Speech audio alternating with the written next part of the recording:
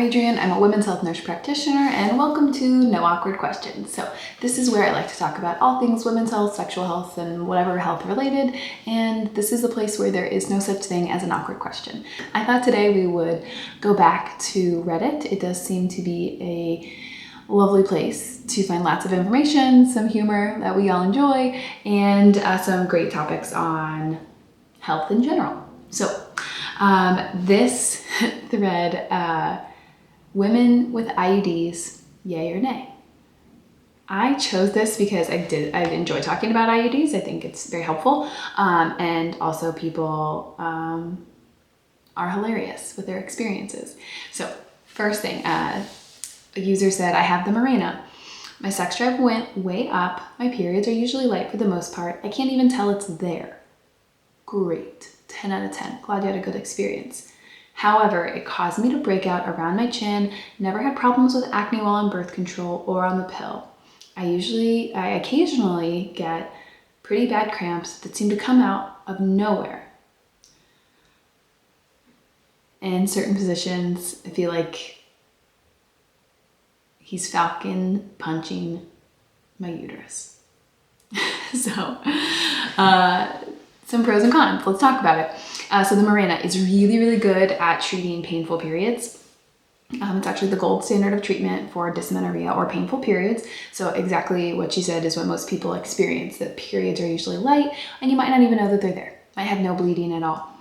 But we do see that people who go from like a combined pill with estrogen and progesterone and then go to an IUD, can experience more acne initially, at least, because the pill is helping suppress that, and then the IUD is allowing it to happen because you're experiencing more changes with your hormones on a monthly basis because you're ovulatory more times per year than you were on the pill.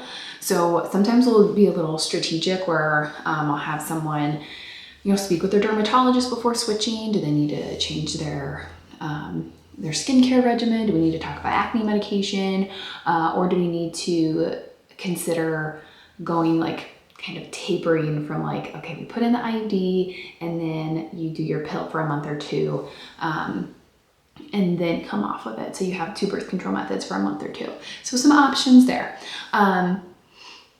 Increase in sex drive, but sometimes it can be painful in certain positions. So that's great. That sex drive goes up. That does happen sometimes. Some positions can be really painful. So yeah, we would just want to confirm that the device is in the right place. So this person might want to confirm, like with a pelvic ultrasound, that everything looks fabulous. Or then if some positions are painful, sometimes, you can't change your anatomy or your partner's anatomy. I always recommend to patients who have pain with deep penetration to consider devices like Ohnut, OHNUT. I'll try and put a link in the description. They're not a sponsor or a partner or anything like that, but they just have a good product. And then consider too, like if it became more painful or you're having to stop, then also consider pelvic floor physical therapy to see if maybe there's something musculoskeletal going on, or at least have an evaluation to see if there's any contributing factors there. So the next one is hilarious. Paragard copper IUD here, yay for no pregnancies, nay for bad cramps and episodes of Dexter periods.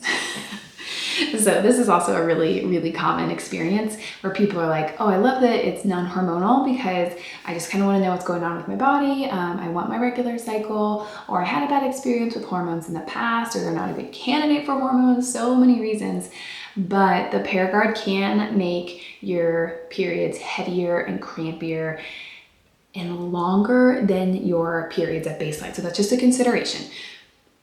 I always caution people, I say, go in mentally prepared that you're going to use your IUD for 6 months. If at 6 months you hate it, we'll take it right out, or we can replace it with a different device. People sometimes are like, I love the idea, but I chose the wrong device. Of course, you can always get your IUD removed before the 6 month time frame, especially if there's a problem. But it can take about that long to get used to it. So those first couple periods can be rough. So if you already have bad periods, sometimes the Paragard's not for you, but just some considerations. Okay, we have our first nay response. This person says, nay. I had Mirena and I did not like it at all. I really, really wanted it to be great since it seems like everyone has such an amazing experience, but it ended up being pretty miserable for me. This is common. People with most birth control methods, but IUDs especially because they're becoming more popular. I've had patients who like are so discouraged and upset when they're like, I wanted it to work so badly. Or sometimes it's just like, hey, a different device would work better for you. Sometimes just the whole IUD deal is not great for people.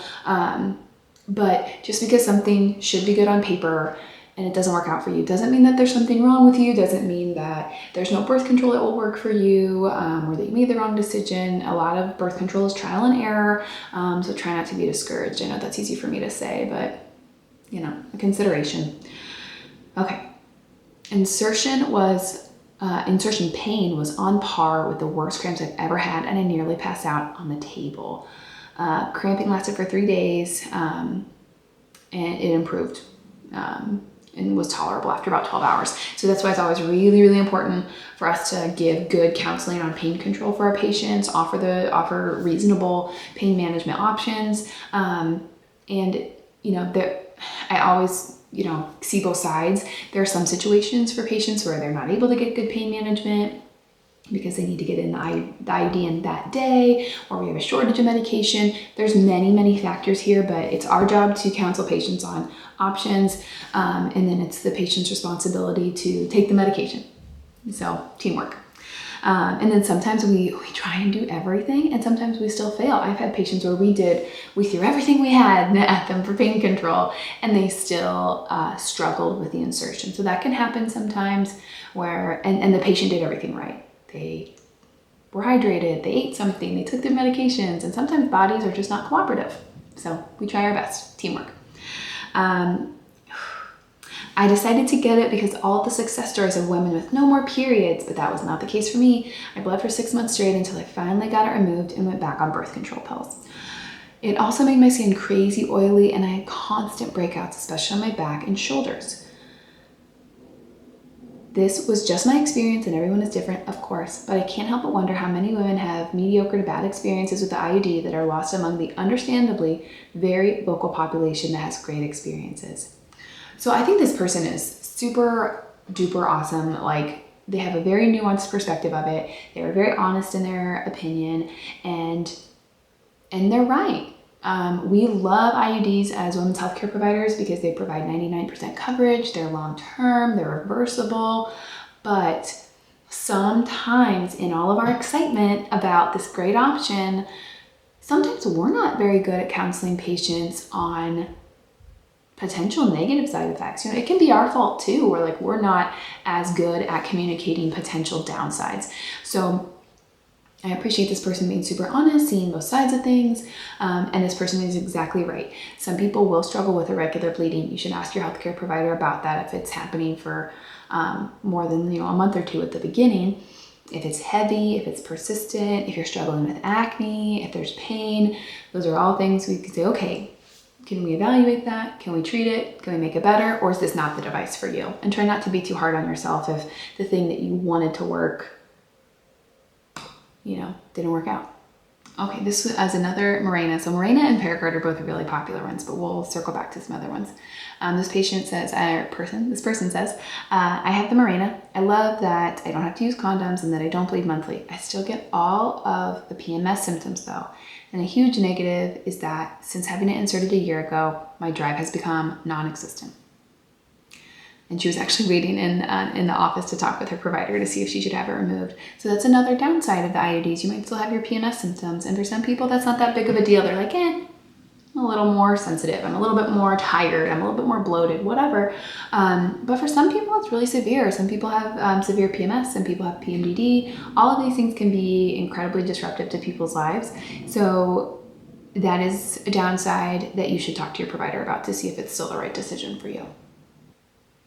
Okay, here's one about Skyla. Skyla is a IUD that does have hormones, it has progesterone, but it is the smallest device. But because it has a lower dose of progesterone, it is actually the shortest acting device, so it's effective for 3 years. This patient says, I got Skyla in April. Insertion was painless. great. My doctor used a local numbing shot. So lidocaine is often used, and people get really scared. They're like, oh my gosh, like a needle in my cervix. But a lot of times it's not as painful as people think, and the lidocaine can be super helpful. I often compare it to like when you have dental surgery or dental work and they numb up your teeth. It's a little pinch, you don't like it, but then it's great that it's numbed up. So that can be some people's experience. My periods are longer but lighter, but my body's still getting used to it. Only side effect is I'm more emotional around my period. Other than that, I love it. So I have had a handful of patients who love their Skyla, and they are just fine with replacing it every 3 years. So that's the only downside, is some people want it to be effective for longer. It's still 99% effective. Some people still get their cycle. Some people don't. That one's like a little variable. What's going to happen for the person. You can still get those PMS symptoms. One thing that I don't have any good data on, as far as I know, there's not a super obvious study about it, but I have had some patients who were very hopeful to have the Paragard, and it didn't work out. They ended up expelling it, or their periods were much too heavy to deal with, and they opted for the Skyla. So we don't have good data that says, okay, if you measure someone's uterus on an ultrasound and then you put in this size IUD, it's definitely going to stay in the uterus. But I have had a handful of patients, again, this is not research-based, this is just my experience. I've just had some patients who were very hopeful to use a Paragard and it expelled, and then they tolerated the Skyla just fine. Or people who were hopeful to have no hormones, could not deal with the heavy bleeding with the Paragard, and then were very happy with their Skyla. Just that tiny amount of progesterone was very tolerable for them. So, that's an option. I don't think we talk about the Skyla as much as providers, because sometimes we assume that everybody wants the longer acting devices, which is not appropriate, not accurate at all. One that I'm not seeing in here that I just want to touch on real quick is the Kyleena. It's a 5-year device. I always joke with people, I'm like, it's very popular in friend groups for some reason. I have tons of patients come in and say, oh, all my friends have the Kyleena. And then it is effective for 5 years, progesterone only, 99% effective. The only downside and the most common reason that I see patients have it removed is due to irregular bleeding. I can't tell you if it's going to stop your period or just make it lighter or allow you to have it every single month. It's just lots of irregularity for some people. We do everything we can, and it's just irregular. So that does happen, but some people love it. So I hope that was fun and or helpful. Please feel free to like, comment, share with your friends. Leave a comment if there's any other content that you would like me to put out. And don't forget, there's no such thing as an awkward question.